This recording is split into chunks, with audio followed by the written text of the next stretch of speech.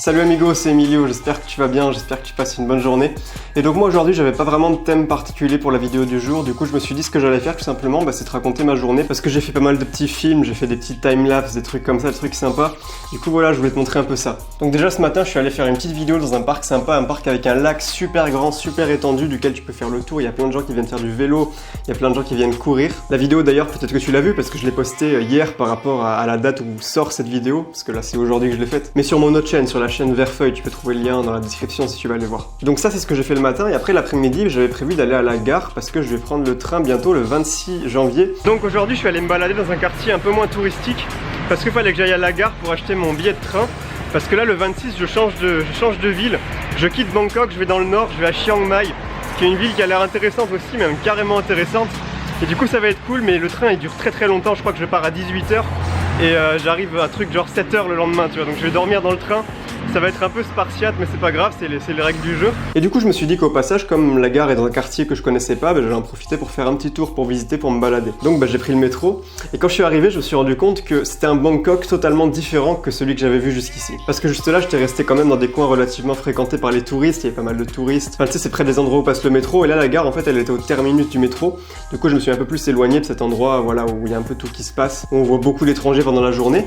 Et en fait je me suis retrouvé dans un quartier où il y avait quasiment que des locaux, il y avait quasiment aucun touriste et c'est pour ça que ça m'a frappé. Là je me suis rendu compte que j'avais atterri dans un coin beaucoup plus authentique, donc fréquenté par les Thaïs, avec les restos pour les Thaïs, le coiffeur pour les Thaïs, le petit marché pour les Thaïs, enfin voilà c'était vraiment l'endroit fréquenté par les locaux, c'était super sympa.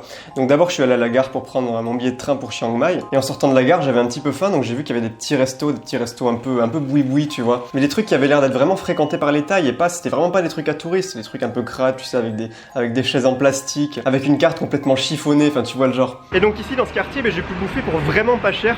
J'ai eu du riz avec des légumes et du tofu aussi. À la base c'était du poulet mais j'ai demandé ce qui m'enlève le poulet et du coup ça m'a coûté 50 bahts, c'est-à-dire 1,25 €. Donc c'est vraiment pas cher du tout et ça c'est trop bien. Et en plus c'était vraiment super bon, c'était vraiment un régal. Pour te donner une comparaison, quand je suis arrivé dans ce nouvel appart, j'ai bouffé dans un centre commercial et là j'ai payé 200 bahts pour du riz avec du curry et des légumes. Donc on va dire que c'est à peu près la même chose. Les deux étaient très bons, les deux étaient aussi copieux, les deux se valaient franchement. Mais il y en a un qui était juste 4 fois moins cher quoi. Donc en fait c'est vraiment selon le coin où tu es dans Bangkok, les prix peuvent varier, c'est un truc de fou. Donc après avoir mangé, après m'être régalé comme ça, je me dirige vers le fleuve parce que je me rends compte que j'étais pas loin du grand fleuve qui traverse Bangkok. Attends, je vais te dire comment il s'appelle quand même, j'ai oublié le nom. C'est le Chao Phraya ou le Chao Phraya, je sais pas comment ça se prononce. Je précise que j'avais absolument aucune idée de quoi pouvait ressembler ce fleuve. Donc j'arrive au niveau d'un petit embarcadère et là je me rends compte qu'en fait le truc c'est une autoroute à bateaux. C'est incroyable, il y a des bateaux partout, tout le temps, des petits, des gros, des moyens, il y a de tout.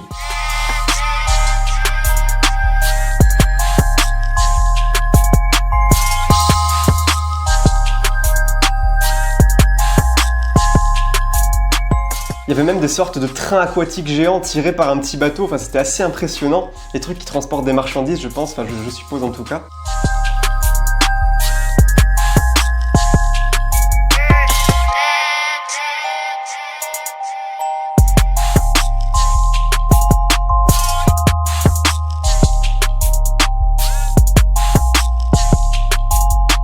Pendant que je faisais mes petits timelapses, j'ai pu discuter avec un Philippin, c'était super sympa. Après j'ai vu des moines bouddhistes qui descendaient d'un bateau. C'est marrant quand même parce que les moines bouddhistes, ils ont vraiment choisi leur tenue, la couleur la plus flashy possible. C'est vraiment du orange, mais c'est pas du orange un peu terne ou quoi, non, c'est orange fluo, tu vois. C'est vraiment le truc qui saute aux yeux, le truc qui pète les yeux. Et donc après, je suis revenu, je suis passé par un petit marché très sympa, vraiment tenu par des locaux, fréquenté par des locaux.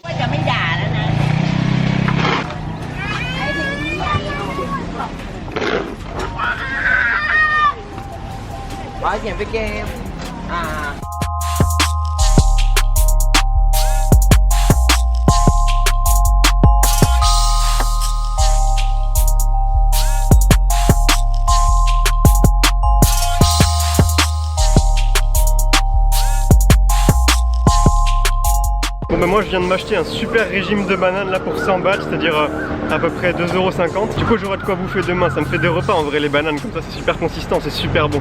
Et je me disais, enfin on s'en fout, mais tu vois en France ils coupent toujours cette partie et du coup moi j'avais jamais vu cette partie, je trouve ça trop marrant en fait. Et ensuite toujours sur le retour, j'ai croisé une petite vendeuse qui vendait des genres de condiments à même le sol dans la rue.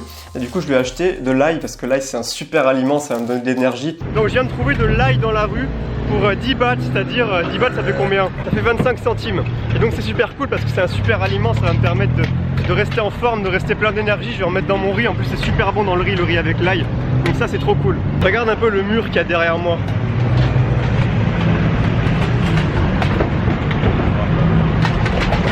Bon après tu sais, même si l'endroit était un peu différent, il y avait toujours les tuk-tuk. Alors les tuk-tuk c'est la terreur des touristes.